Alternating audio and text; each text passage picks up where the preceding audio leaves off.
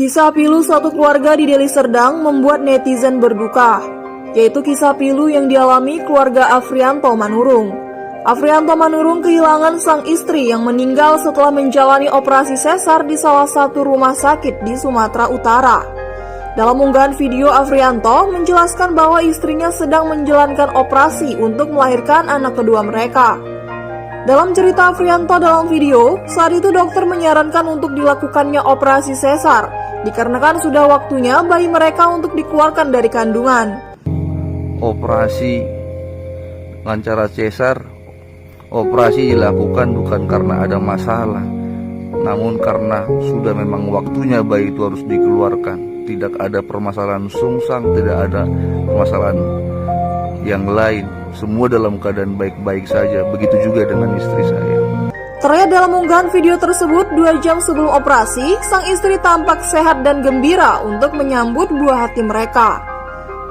Halo, saya Bidan Eva mau membahas tentang kasus ini ya teman-teman. Jadi ibu ini HB-nya itu 7,1 ya. Jadi begini, kenapa sesar, kenapa normal? Nah, semua tujuannya untuk menyelamatkan ibu ya teman-teman.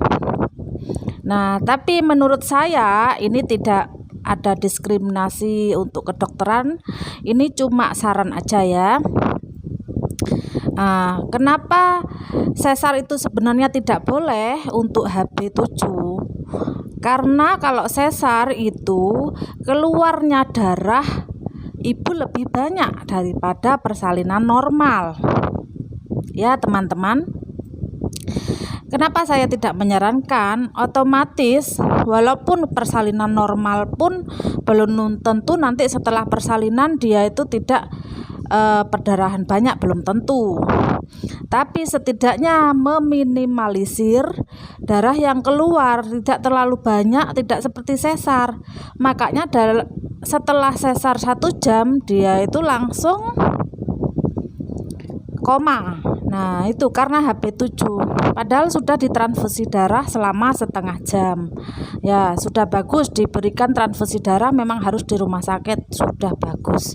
Nah harusnya ini persalinannya normal, tidak sesar. Nah kenapa kok disesar ya? Bukan Bu Eva kontra dengan sesar ya teman-teman, bukan. Karena kalau disesar itu jumlah darah yang keluar padahal dia HB-nya 7 itu lebih banyak, otomatis dia langsung koma. Nah inilah yang disebut dengan kesalahan tindakan medis ya, bukan malpraktek tapi kesalahan tindakan medis ya. Saya bisa komentar begini supaya nggak hanya bidan, nggak hanya dokter, semuanya bisa kena masalah. Makanya dipikir dulu sebelum melakukan tindakan. Nah gitu ya teman-teman. Kalau persalinan normal, kalau anemia seperti ini itu masih kemungkinan nggak mungkin koma kalau dia setelah mendapatkan transfusi. Lah persalinan normal itu bisa dilakukan di rumah sakit. Nah nanti dikasih tambah darah, pilnya udah ditransfusi darah, mantap dah ya.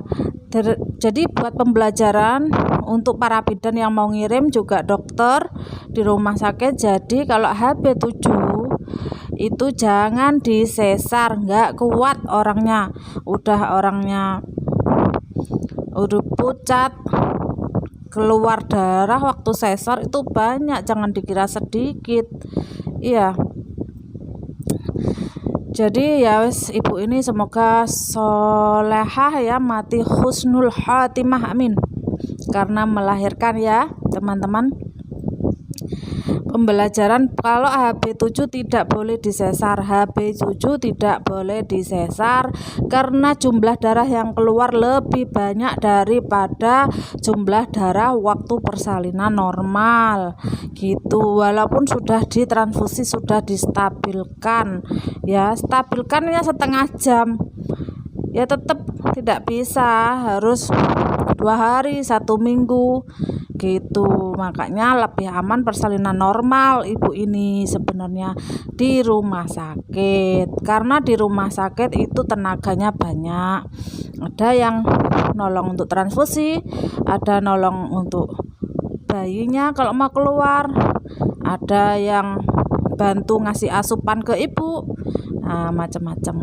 Itu ya sedikit ya ceramah dari Bidan Eva. Terima kasih. Wassalamualaikum warahmatullahi wabarakatuh. Kalau memang rumah sakit ngakunya itu emboli air ketuban, bisa di visum teman-teman. Visumnya apa?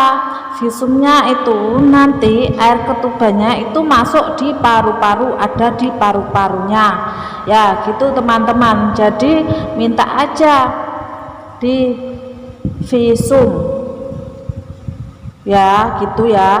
Pasti air ketuban ada di paru-paru kalau memang itu emboli ketuban. Jadi jangan asal percaya omongan dokter, harus ada visumnya.